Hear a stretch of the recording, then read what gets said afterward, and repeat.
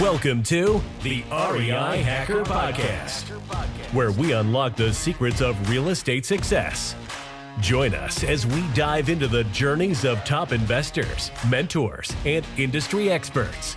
Learn from their experiences and navigate the highs and lows of the investing world. And now, let's hand it off to our host, Benson Juarez. All right. Thank you so much for being here, everybody. I am super excited. My friend, soon-to-be friend, Dedric, we've been spending some time together doing some webinars and chatting, and I'm really excited that Dedric Polite is with me today. He is one half of the amazing duo, the Dedric and Krystal Polite. They are the stars of 50/50 Flip on A&E and Hulu, and Dedric was so kind to take some time out of his busy schedule to be with us today. Dedric, what's going on? Thank you so much for being here. I really appreciate you taking the time. Vincent, thanks for having me, man. I'm excited, glad to be here. Very cool.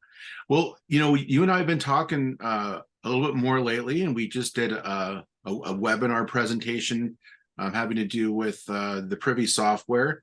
But you got your hands on a lot of different exciting things. Obviously, you've got this successful fix and flip show on A&E, and you guys are doing some real estate investing up in the North Carolina areas. And man, how did you get started in all of this? Like, it seems like you've just exploded over the last year or so. Where did this all begin? Yeah, so Dedric Polite, one half of Be Polite Properties. My wife Krystal, she's a little under the weather, otherwise she would have been here today. But it all started from reading Rich Dad Poor Dad. 2001, I read Rich Dad Poor Dad.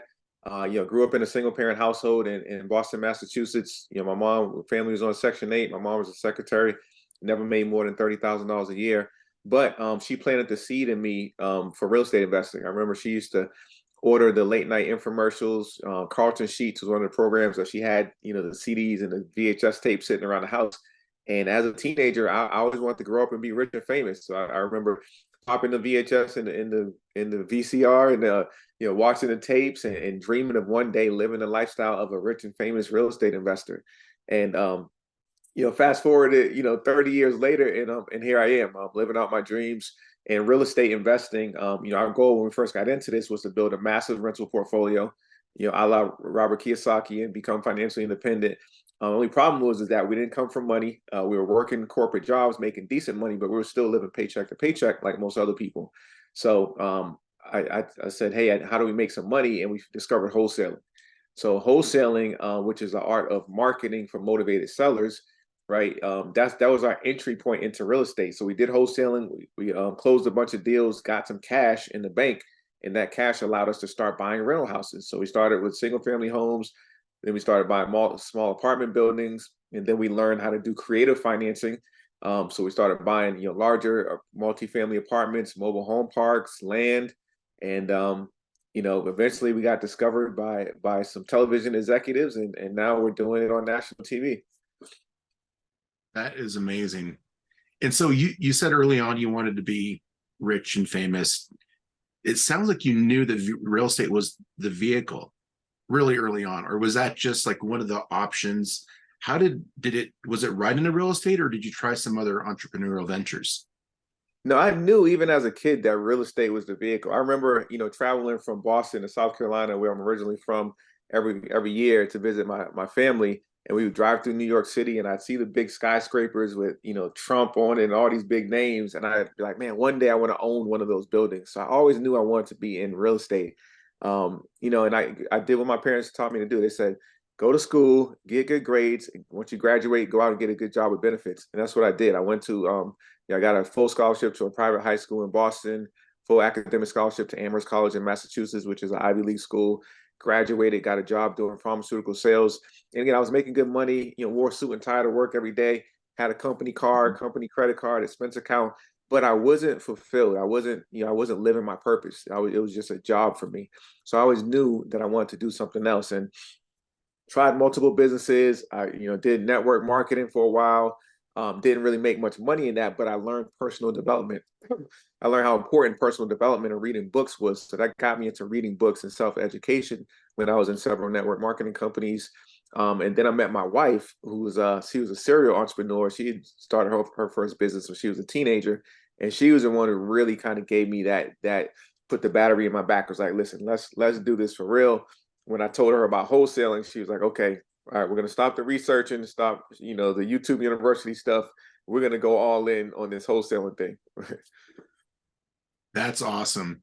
You guys are really fortunate too to have the duo, right? Because a lot of people who start off in real estate or any other venture, it's usually like one person of the couple that's like pushing it, right? And the other one Right. is, supportive at first, right? They want to support their significant other, but in the back of their mind, they're thinking, oh man, like here we go again, right? But you guys did this together. Do you think that was a huge benefit to be able to both be pushing at the same time and nobody was tugging backward? Oh, totally, Benson. She's my secret weapon, right? Where our first date actually was kind of like a business meeting, right? We both were in our late 20s. We knew the physical attraction was there, but it was like an interview. She was interviewing me and I was interviewing her. So, she was hitting me with hard questions. Our first date, we met for lunch and she was like, all right, what's your 3-year goal? What are your 5-year goals? Right? What's your credit score? This is on the first date. So I'm like, man, Oh man. Did she's she make you grilling pull me. out a profit Right? and loss? Yeah, just about. But it was actually refreshing to me because I'm like, all right, this she's serious, she's ambitious. So this is someone that I can build a future with, right? It wasn't just about the superficial. Oh So yeah. pretty much yin and yang. Like my strengths are her weaknesses are my strengths.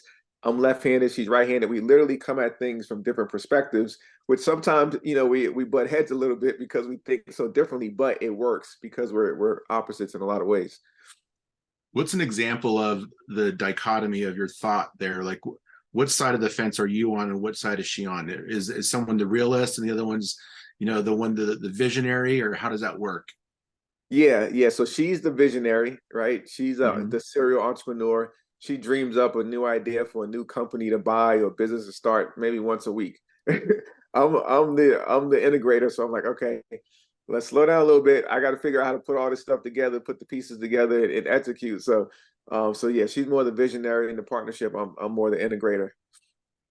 That's cool. You guys have those two sides, because there's so many people out there, such entrepreneurs especially, that are more visionaries, and they're always on the hunt for those integrators, the doers, the technicians that can get stuff done and take Yep.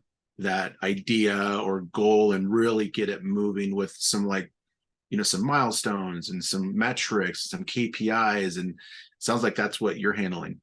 Exactly. That's really cool. Um, how would you advise anybody else who's kind of like they're trying to push their dream forward, but maybe they can't get their significant other on board to help with that? Like, do you have any like advice for somebody who's in a position like that? Man, that's a good question. I would say start with the end in mind. So if you're already with someone and you know they're not entrepreneurial minded, you can't really get upset with them because you knew when you got with them that they're not really entrepreneurial. They may be less risk averse or more risk averse than you are. So we knew from the beginning that we both wanted to be entrepreneurs ultimately, so that it kind of worked out that way. But some people aren't into entrepreneurship. They're rather safe and secure job, and there's nothing wrong with that. Of course, you want them to be supportive of you. If they're not, all about entrepreneurship and you want to gain their support, I would say, you know, um, try to enroll them in what you're doing, but really, show and prove. Anybody can talk about something, but I remember, my family was very skeptical when I told them I was getting into real estate because they're like, all right, you did this network marketing company, that company, you try to get us to join this and that. None of them really worked. Okay, so I was like, all right, I'm not going to tell you about anything. I'm just going to go out and do it. So I went and started doing it, and had some early failures, but also had some successes. And I documented my successes, and they would see that I was making incremental progress. And after a year or two, they're like, oh, okay, well, you got 3 properties now. Oh, you got 5 properties. You're closing this deal. You're closing that deal. And after a while, they started asking me, hey, what are you doing? How are you doing this? So I really had to go out and show and prove it to make them believers. So I think that's kind of what you have to do with, your significant other, spouse as well. Yeah, I think that's great advice. Getting them on board, or having a good plan, like not just jumping into the fire and spending a bunch of cash that maybe they don't have, or no real kind of long-term goal on what the plan is going to be to execute it. And getting those people on board is a huge piece of it, because if you don't get that other person on board, they're going to be pushing back constantly. And then when those failures inevitably come, because they will, they're going to use that as leverage for, okay, it's time to like get back to the real world. We got a family to take care of, we got mouths to feed. Let's be real about this. Yeah. That's actually one of the things we did early on, Benson, was you mentioned the training and getting knowledge educated. And one of the things we did early on in our journey is we joined a mastermind. So this was in 2017. We're trying to figure out wholesaling and how do you find motivated sellers. And our mentor at the time was like, hey, you need to go to this boot camp. We went to the boot camp. We met Damon, right? And we joined his mastermind. And we hadn't even closed the deal yet, but we dropped 16 grand on joining this mastermind. And that was one of the pivotal decisions where first couple of quarters, we'd fly out there to St. Louis, go to the mastermind. We had 0 deals closed, 0 deals the next quarter, but we were working, trying to make stuff happen. We just, and after like that third time, we finally broke through and closed that first deal. And then it was like deal after deal after deal. But being a part of that mastermind, that association of people who are going the same place and high level thinkers and doers, that was one of the early things that made a difference for us. Yeah, I think that's really important. A lot of people are scared to spend money on something like that, but you want to be in the right rooms. And in the normal world where entrepreneurs don't live, you got all these naysayers and the ones that are gonna hate on you, and they're gonna thrive in your failures. And when you do well, they'll be like, yeah, so what? Like, so it's difficult. But when you get around like-minded people who are motivated and doing exciting things, you can't help but like want to go down their following their footsteps, right? Right. Yeah, the power of association is so powerful. I mean, you've heard the saying, you hang around 4 broke people, you're bound to be the 5th one. You hang around 4 people who are rich or doing well, you're going to end up following in the same footsteps. And I was scared to death.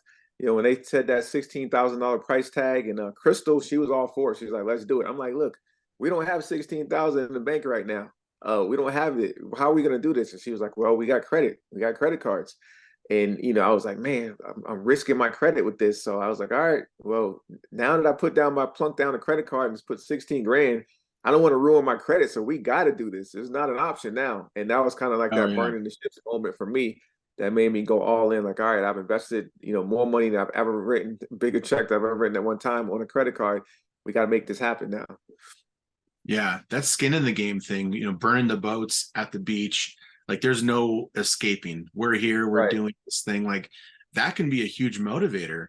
Even though a lot of people still end up not doing what they're going to, tell themselves they're going to do, or what they've told others they're going to do. But, once that skin is in the game, it's like, it makes it real. And it's hard to lie to yourself after that. Yeah, that was my burning the ship moment. And I was like, all right, there's no turning back now. This got to work, or it's got to work. Yeah, I love that. So along the way, like obviously you were entrepreneurial growing up, you were motivated, you started reading books, you said you read Rich Dad, Poor Dad. And so you were building the foundation for getting this empire built. And then Krystal and you were both on the same page. You started going to masterminds, you're closing your first deals. What's happening at that point? Are you just really like scaling your wholesale business, or you're starting to put your hands in some different things? What happened after that? Yeah, so we closed our first deal. We made like 11 grand on a wholesale deal we found on Facebook Marketplace. Our second deal, we made 5 grand off a deal we found driving for dollars.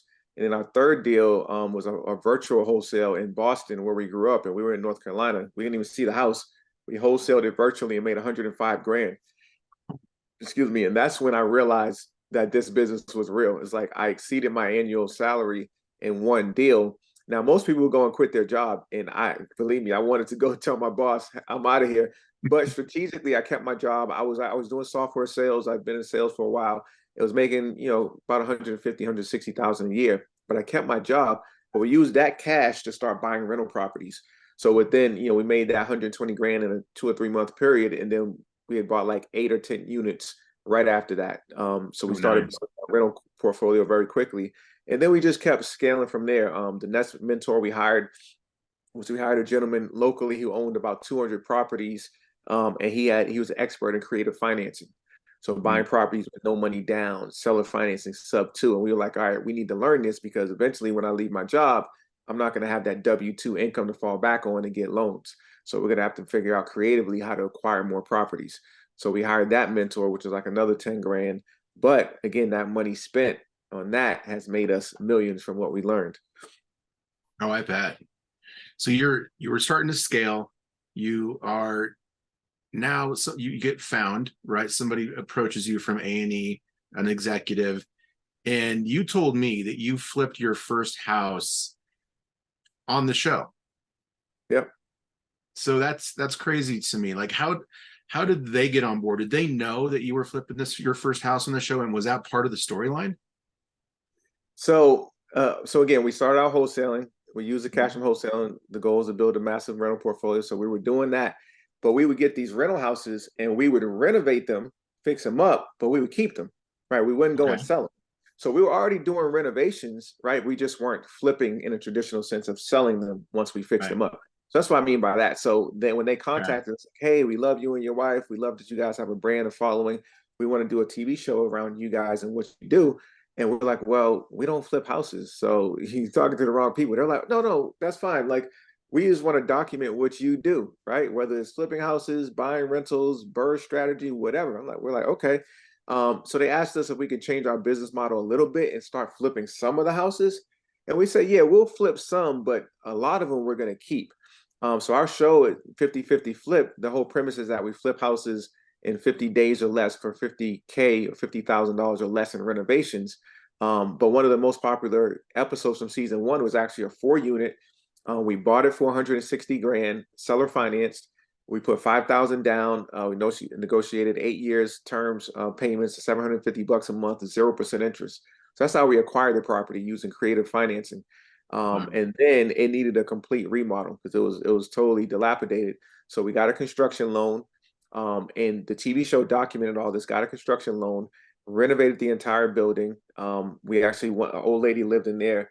We put her up in temporary housing because she was the only tenant that took care of her unit. We put her back in once we finished renovating. So we bought it for 160. We put another 160 in the renovations. And then when we got done, the ARV or the appraised value was 480,000. So we had created significant equity in it. So what we did was refinance, did the BRRRR strategy, rented it out, and we rented 2 of the units of the fourplex as long-term rentals. We brought the old lady back and rented 2 as short-term. So that building cash flows probably about $3,000 a month net cash flow now after refinancing. And they documented that on as a season finale of season 1. And we didn't flip it, we kept it, and that ended up being the highest rated episode so far. That is so cool.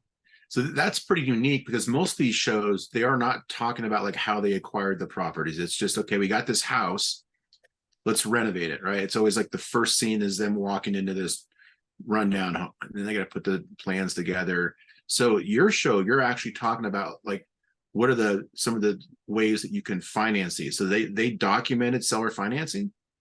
Yeah, we didn't dive deep into seller financing, but we talk a little bit about how we found a property and we focus more on the investment side. So, Okay. one of the reasons we decided to do the show with A&E specifically versus some other networks is A&E films documentary style.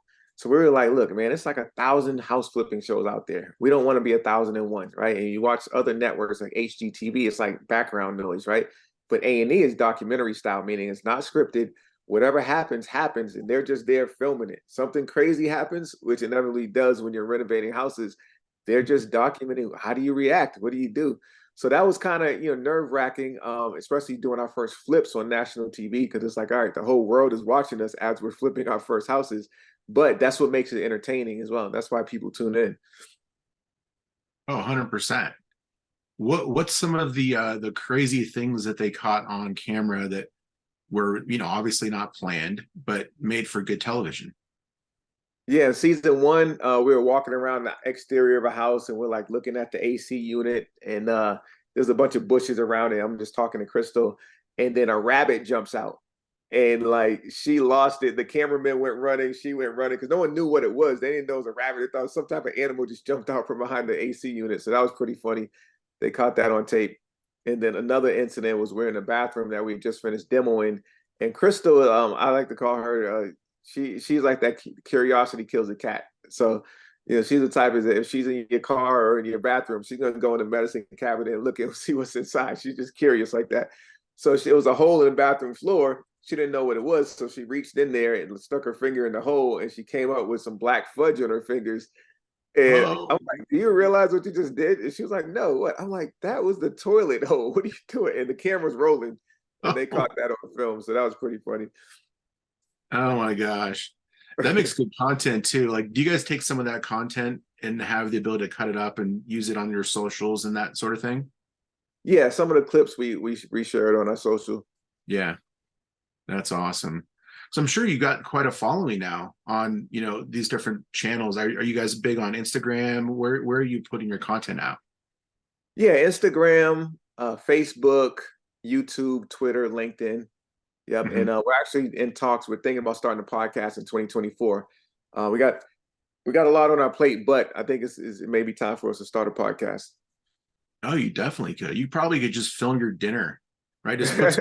Just like eat dinner with some mics and talk business, and that's the podcast. I'm sure you got some interesting conversations going on around there. Yeah. So you're getting this big following, and you have a big opportunity here, right? With the show and with the following. And now, like, there's probably a lot of people who are asking you, like, how can you teach us how to do what you're doing? Like, help us get to where you are at. Like, how do you take that sort of influence and leverage it and do positive things with it?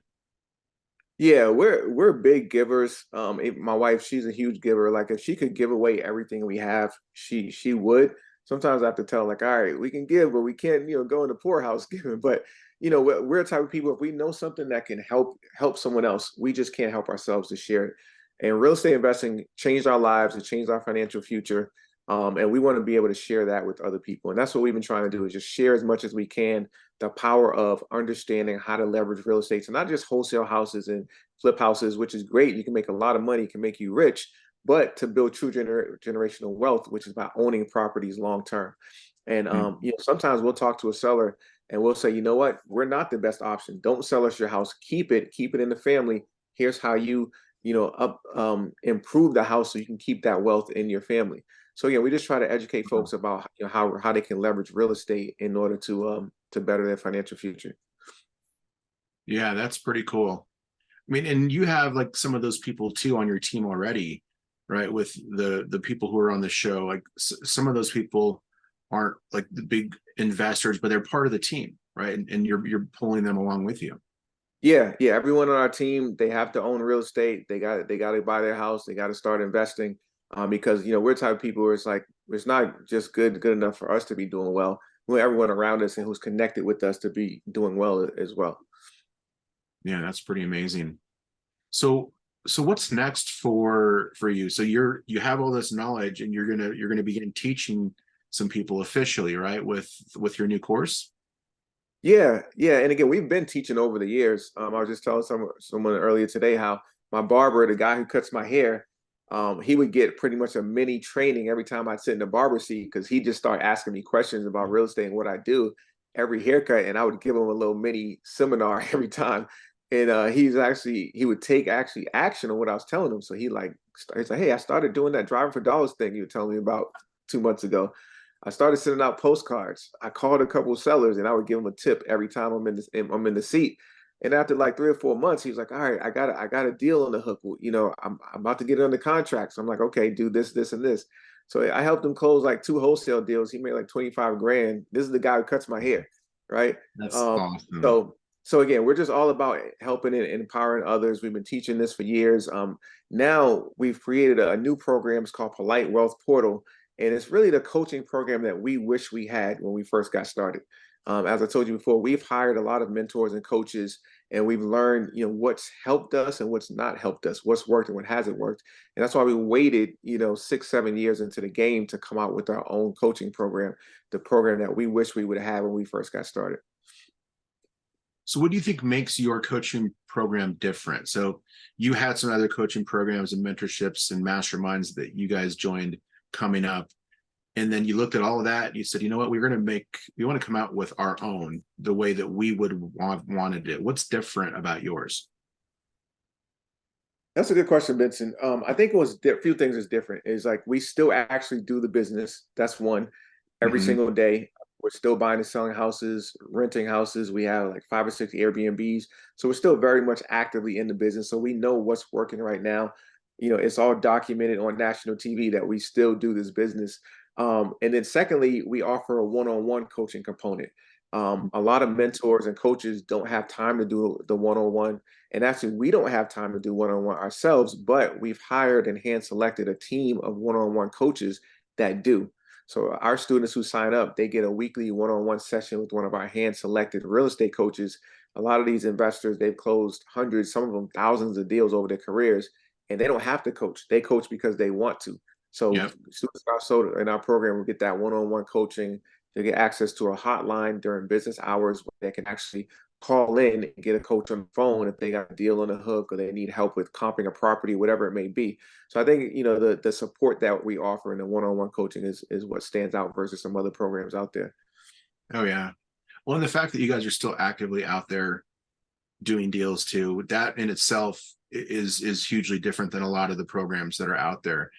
And Right. so you can take all the stuff that you're learning and implement it in real time with your students, and you can give them real world use cases. Like this is something that happened last week. Like this is a white paper on what to do in this situation or what not to do in this situation. And that's what I love about real estate. Like I've been in the business for 20 years. And one of the more recent deals that I closed out in St. Louis was a really hard lesson. There were some things I learned through closing that I had never learned before.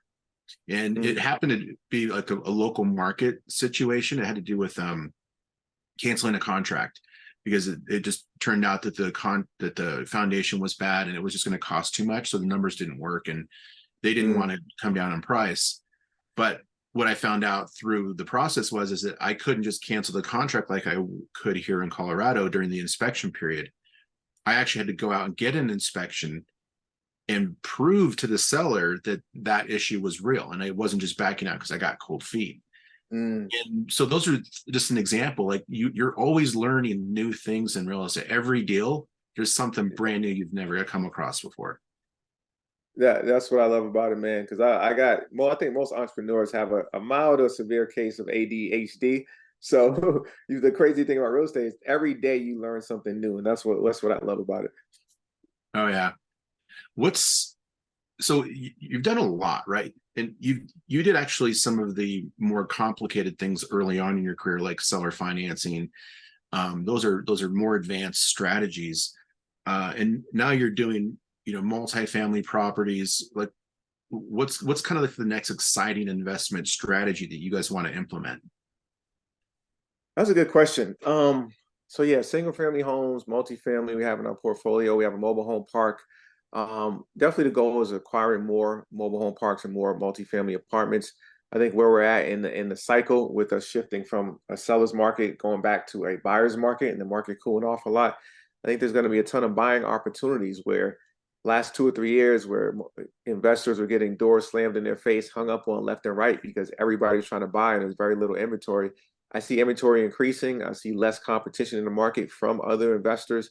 So, Mhm. I think it's a great time to be in the business out there buying properties because, they say buy when the market's going down versus when it's going up, sell when it's going up, right? Oh yeah.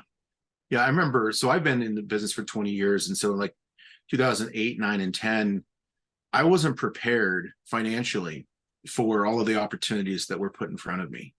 And Mm, I kick myself now, but I'm way more prepared. I'm way more open. I got more strategies. I've learned some of the seller financing type things. I'm not an expert in it yet, but with rates where they're at today, and a lot of people were buying houses when there were 3 and 4% interest rates. Like seller financing is probably one of the biggest opportunities moving into oh yeah, this new economic phase. absolutely. Yeah. What is it, 20 some million, I forgot the number of millions of interest rates that are between 2 and 4% or 2 and 5%. that's an asset class. So buying those properties subject to those low interest mortgage rates, that's something that you want to acquire and hold on to long term while interest rates are currently hovering 7 to 8%. So that's a huge opportunity for subject to and seller finance deals in this current market. Absolutely. So are you guys intentionally going after those? Are you pulling lists of people who bought properties in those time frames and then, reaching out to them and seeing if they want to sell? Or are you looking for distressed situations or just everything that makes sense? Yeah, I see the biggest opportunities is that pool of, those existing mortgages. There's an opportunity with the graying of America, right? We call it the silver segment. All those baby boomers who are 65 and over, that population is just growing by the day, and a lot of them are dying, unfortunately. But they have a lot of real estate, have a lot of assets. So some of our best purchases have been buying portfolios from sellers who are in their 70s and 80s. They're like, look, I can't take this with me. My kids don't want nothing to do with this real estate. I want to just sell. So we've helped a few of them either cash out or they'll pay down all the mortgages, live off the cash flow for years, and then they sell and finance a whole portfolio to us and get an income stream in their later years that takes care of them. So they've kind of double dipped, and we've been able to get the properties at a good price and good terms where it works for both. So I think if you can find those older sellers who have portfolios of 5, 10, 20 properties, they're in every city. Those landlords who have portfolios, and then offer them a solution for retiring and not having to worry about tenants and toilets by seller financing the property to you. So they're the bank and you're just paying them a mortgage and you handle all the property management. I think that's a huge opportunity. Oh, I think so too. And I like the idea too, because it's easier to pitch it to them where if you say seller financing, they're like, well, I know they don't understand it, but when you explain it to them, like you get to be the bank. And then a light can go off. We're like, oh, right. That's like the next evolution of like owning assets, right? Like banks lend to people who go and buy properties for a reason, because there's less risk, right? And it's secured by real estate and you get passive income. And so it's like the next evolution of being an entrepreneur and getting passive income is just move into the bank position. That's exactly it. They've been the landlord for many years, right? And you're 80, you don't want to chase tenants for rent. You don't want to be in eviction court. You don't want to be dealing with contractors. You're 80. You've done that for 30, 40 years. So I'll say, listen, I'm 40 something. Pass those headaches to me. We'll write a promissory note. We'll write a deed of trust and mortgage. I'll make you payments every single month, and you don't have to worry about it. I'll take care of all the property management headaches. And what we realized is during COVID, when you had the eviction moratorium, a lot of these older landlords weren't getting rent, older and young landlords. There was a moratorium, right? So we were able to pick up a lot of properties during that period, during the eviction moratorium, because a lot of people just didn't have to pay rent. Oh yeah. It's crazy that how the government can just step in and decide like who's more important. Remember back in like 2008, 9, and 10, it's like the banks were too big to fail, right? So they're just like, okay, we're going to give a bunch of banks a bunch of money, and help them out. And now it's like, oh, well, you're too small to fail. So they're bailing out the renters. Well, this was during COVID, right? And then now the landlords didn't get any support, but they still had to make their mortgage payment. And so I actually read an article that 1 out of every 4 landlords had listed at least one property for sale in the last 2 years. Yeah, because the exact same reason. People didn't have to pay rent. So they're like, hey, I got to do something. So again, I think helping is not really targeting, it's helping those people have another option where that property can begin producing cash flow for them again by them extending seller financing to you. Oh yeah, that's really cool. Yeah, there's going to be a lot more of those opportunities coming down the pipe, and who knows if the bottom's going to drop out, of the market completely, but it's already shifting in a way where, there's a movement, right? There's this huge kind of transfer of wealth from the baby boomers to people who have the capability and the resources to buy those. But it's real estate, but it's also businesses, right? There's a lot of businesses that are owned by these people that maybe are just not big enough for institutional investors, the Wall Street investors to come in and get these mom and pop shops. But there's an opportunity for real estate and businesses in this next 5 years or so. Absolutely. I know you buy businesses, right? Buy and sell small business, small, medium businesses. I don't know if I buy and sell, but I've invested in several businesses as like an angel investor.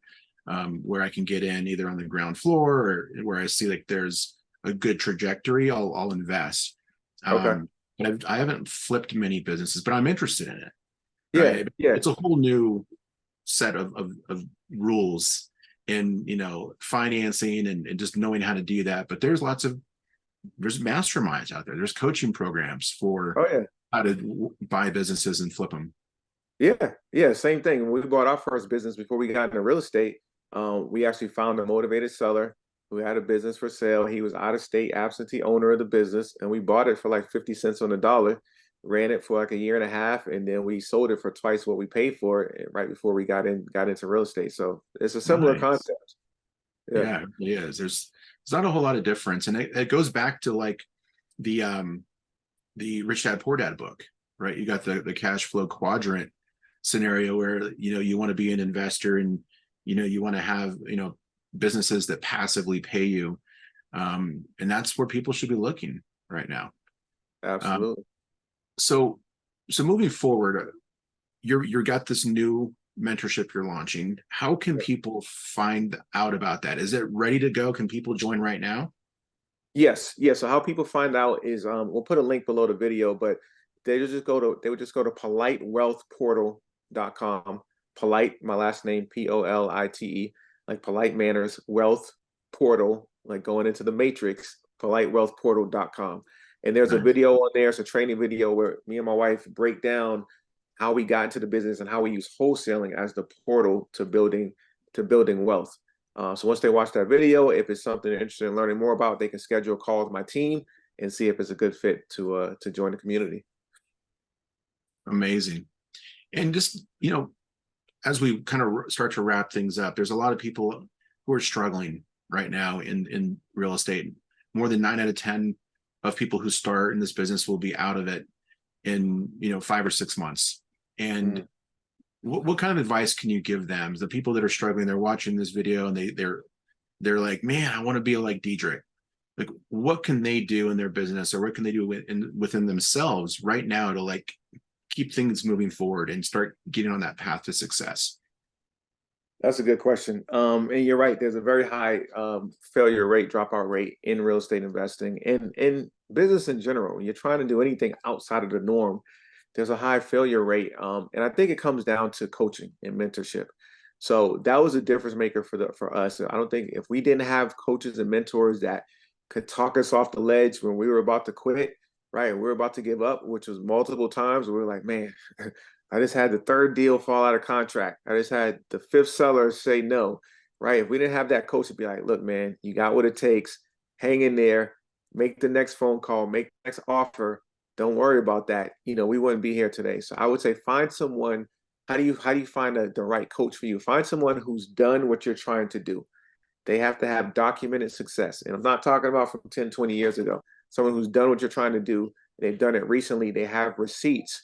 And I would say, lock arms with that person and you'll have a much higher likelihood of being successful. Love it. Great advice. Well, Dedric, man, I really appreciate you taking some time to be on with us. Tell Krystal hi. I hope she feels better really, really soon, hopefully in time for Thanksgiving, so you guys can enjoy some good food together. But really, thank you for taking the time. Definitely, Benson. I appreciate the time. We're big fans of Privy and what you guys do. The software you provide is incredible data and intelligence for real estate investors like myself to close more deals. So appreciate the opportunity to come on the podcast. No problem, man. Thanks so much. And everybody, check out the link in the show notes so you can go check out the new Be Polite Wealth Portal. Yeah, Polite Wealth Portal. And you can also follow us at Be Polite Properties on all social media. Awesome. All right, everybody. Take care. Until next time. That's a wrap on today's Real Estate Revelations. Thank you for tuning into the REI Hacker Podcast. Remember, every property has a story, and every deal is a lesson. Until next time, keep hacking the real estate world.